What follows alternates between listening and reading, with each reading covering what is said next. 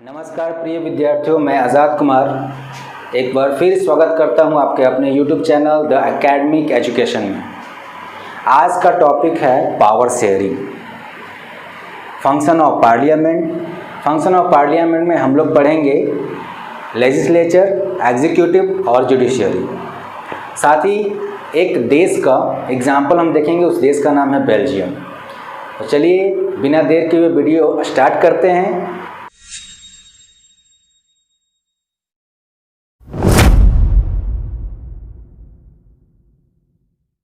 Class 10th का first chapter है civics का, पावर शेयरिंग। क्या होता है पावर शेयरिंग? पावर और शेयरिंग दो वर्ड है। इसका हिंदी में अगर बोले तो चैप्टर का नाम है सत्ता की साझेदारी। कोई भी कम्युनिटी को सुचारू रूप से चलाने के लिए, सही ढंग से चलाने के लिए एक असेंबली की ज़रूरत होती है। उस असेंबली में सही फैसले लिए जाते हैं, सही तरीके से चलाने के लिए सही फैसले लिए जाते हैं। ठीक है, वैसे ही किसी भी देश को चलाने के लिए पार्लियामेंट की ज़रूरत होती है। तो पार्लियामेंट एक खुद में ही एक बहुत बड़ा टॉपिक है, तो हम लोग सिर्फ उसके फंक्शन के बारे में जानेंगे, उसके पूरे टॉपिक के बारे में नहीं जानेंगे। पार्लियामेंट का हिंदी होता है संसद, और इसका पार्लियामेंट का कुछ काम होता है, कुछ फंक्शन होता है। उसका फंक्शन है लेजिस्लेचर, एग्जीक्यूटिव और जुडिशियरी। पार्लियामेंट वर्ड आर्टिकल 79 में अनुच्छेद 79 में जिक्र किया गया है पार्लियामेंट का, संसद का। ये कॉम्पिटिटिव एग्जाम में पूछा जाता है। तो आते हैं इसके फंक्शन के बारे में। फंक्शन क्या होता है? तो लेजिस्लेचर, एग्जीक्यूटिव, जुडिशियरी, जिसको हिंदी में विधायिका, कार्यपालिका और न्यायपालिका कहते हैं। तो ये तीनों का फंक्शन अलग अलग होता है। डेमोक्रेसी कंट्री जो लोकतांत्रिक देश है, वहाँ पे ये तीनों का फंक्शन डिफरेंट सबका अलग अलग होता है।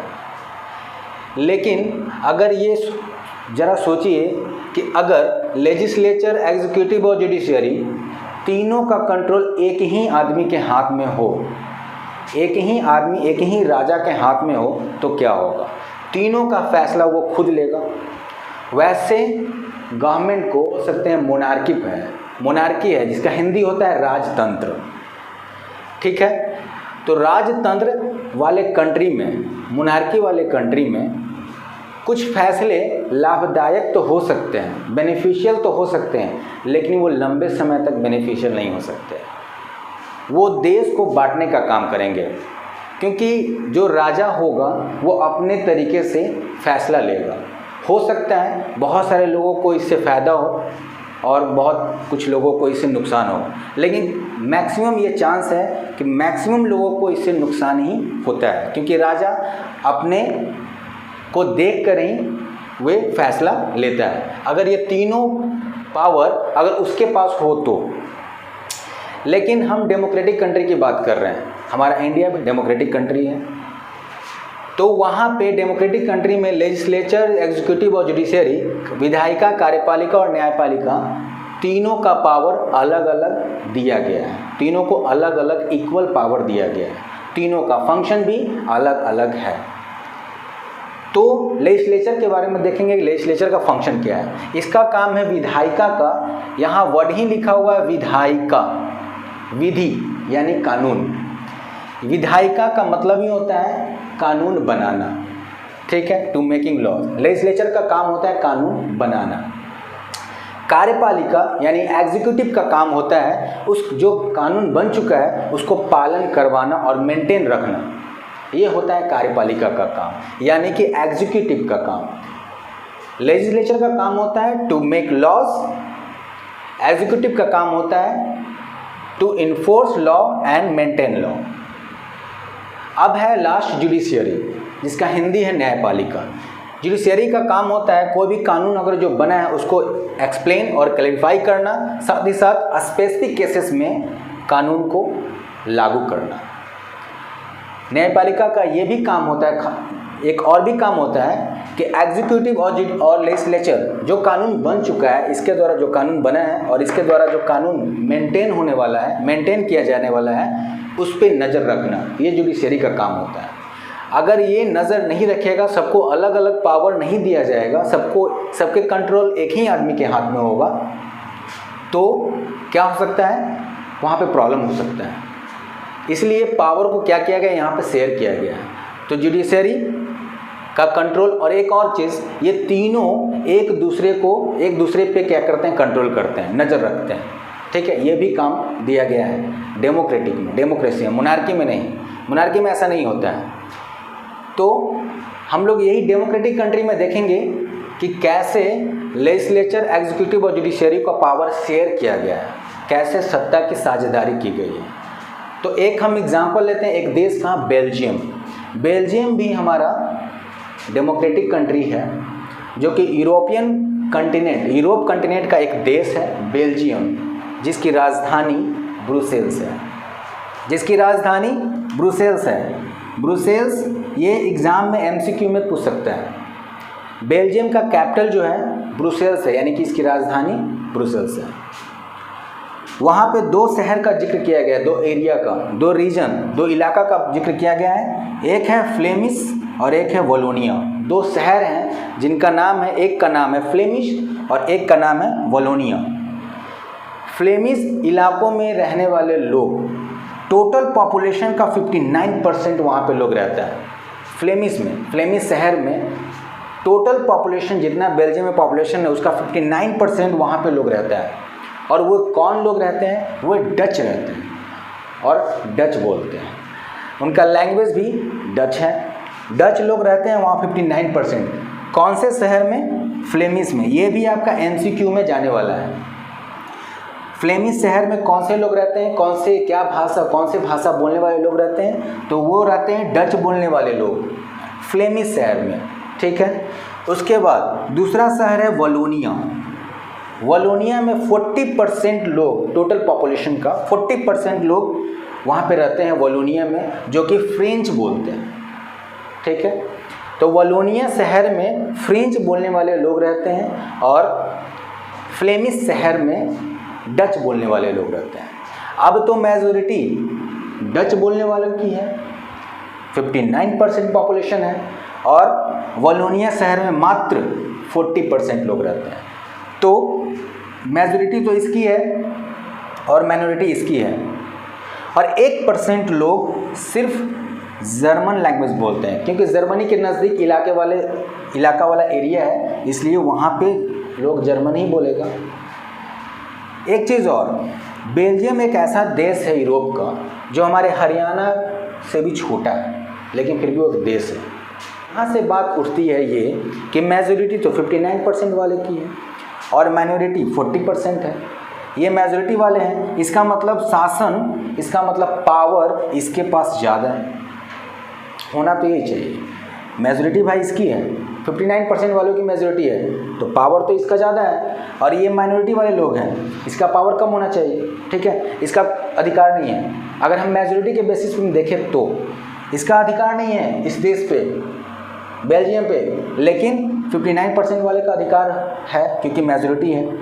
ये यहाँ पे बहुत सारे लोग हैं बेल्जियम में जो कि डच बोलते हैं। फिर भी जो कैपिटल ब्रुसेल्स है, जो कैपिटल है, वहाँ पे 80% लोग फ्रेंच बोलने वाले लोग रहते हैं। 80% लोग फ्रेंच बोलने वाले लोग रहते हैं और सिर्फ मात्र 20% लोग डच बोलने वाले रहते हैं। सोचिए क्या डिफरेंस, क्या हुआ होगा कि टोटल पॉपुलेशन का 59% लोग डच बोलने वाले हैं पूरे बेल्जियम कंट्री में, फिर भी उसके कैपिटल में 20% मात्र रहते हैं वो लोग। आखिर क्या हुआ होगा, सोचने वाली बात है। तो हम बताते हैं क्या हुआ होगा। 59% तो डच बोलने वाले लोग हैं, लेकिन फिर भी कैपिटल ब्रुसेल्स में 80% बोलने वाले लोग फ्रेंच हैं और मात्र 20% लोग डच हैं। ये भी एमसीक्यू में जाएगा आपका कि ब्रुसेल्स शहर में फ्रेंच बोलने वाले लोगों की संख्या क्या है, यानी कि नंबर ऑफ पीपल वहाँ पे कितने और रहते हैं जो कि फ्रेंच बोलते हैं, और डच बोलने वाले लोग कितने रहते हैं, ये भी एमसीक्यू में जाएगा। ठीक है, तो इसका कारण क्या है? कारण ये है कि कैपिटल जो ब्रुसेल्स है, किसी भी कंट्री का कैपिटल क्या होता है? ट्रेड का हब होता है, ठीक है, व्यापार का हब होता है, व्यापार वहाँ किया जाता है। तो फ्रेंच बोलने वाले लोग, तो इससे ये पता चल जाता है कि फ्रेंच बोलने वाले लोग एक तरह से व्यापारी थे। वहाँ पे ट्रेडिशनल एक्टिविटी ज़्यादा होता है, ट्रेडिशनल भी होता है और इकोनॉमिक एक्टिविटी भी होता है, ठीक है। तो वहाँ पे लोग क्या हैं, फ्रेंच बोलने वाले लोगों की संख्या वहाँ पे ज़्यादा इसलिए है कि वहाँ पे वो लोग क्या करते हैं, व्यापार करते हैं। और ये लोग डच बोलने वाले लोग वहाँ पे बहुत कम ही लोग व्यापार करते हैं। इसका भी एक कारण है। कारण ये है कि ये डच बोलने वाले लोग उस समय उतने ज़्यादा लिटरेट, शिक्षित नहीं थे, और फ्रेंच बोलने वाले लोग उस समय क्या थे, शिक्षित थे, पढ़े लिखे थे, उनको नॉलेज था, ज्ञान था कैसे व्यापार करना है। इसलिए उस राजधानी में, ब्रुसेल्स में, कैपिटल में इनकी संख्या ज़्यादा थी और इनकी संख्या कम थी। लेकिन जैसे जैसे ये शिक्षित होते गए, डच बोलने वाले लोग जैसे जैसे शिक्षित होते गए, जैसे जैसे उनको एजुकेशन मिला, कुछ समय बाद वो भी शिक्षित हो गए और ये चीज़ों को समझने लगे, तो उन्होंने स्ट्रगल, अपने मेजॉरिटी के बेसिस पे स्ट्रगल करना स्टार्ट कर दिया। क्योंकि जो पूरे बेल्जियम कंट्री का जो कैपिटल है ब्रुसेल्स, वहाँ पे उनकी संख्या कम है, इसलिए उन्होंने ये सोचा। और व्यापारी भी फ्रेंच बोलने वाले लोग ज़्यादा थे, इससे डच बोलने वाले लोगों की बहुत क्या थी, संख्या कम थी और उनको बहुत लॉस होता था इससे। जब उन्होंने ये चीज़ सोचा, जाना, समझा, तब उन्होंने स्ट्रगल करना स्टार्ट कर दिया अपने मेजॉरिटी के बेसिस पे। बेल्जियम कंट्री के ब्रुसेल्स शहर में उन्होंने स्ट्रगल करना स्टार्ट कर दिया। वहाँ से वो स्ट्रगल धीरे धीरे कन्फ्लिक्ट का रूप ले लिया, यानी कि टकराव का रूप ले लिया। किस बेसिस पे? लैंग्वेज के बेसिस पे।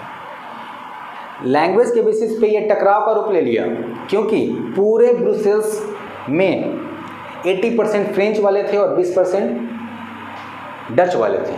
लेकिन पूरे बेल्जियम में 59% लोग वो डच वाले थे और 40% लोग फ्रेंच बोलने वाले लोग थे। टकराव का ये रूप ले लिया। अब ये लोग ही मानने वाला नहीं है, डच बोलने वाले लोग ही तो मानने वाला नहीं है कि मेरी संख्या ज़्यादा है, हम मेजॉरिटी में हैं, तो हम क्यों दबेंगे, क्यों दबेंगे माइनॉरिटी से? नहीं दबेंगे। तो स्ट्रगल करना उन्होंने स्टार्ट किया और टकराव के लिए भी वो लोग तैयार थे, और ये टकराव धीरे धीरे आगे बढ़ता गया। तब तो अब गवर्नमेंट चलाना क्या था, बहुत मुश्किल था।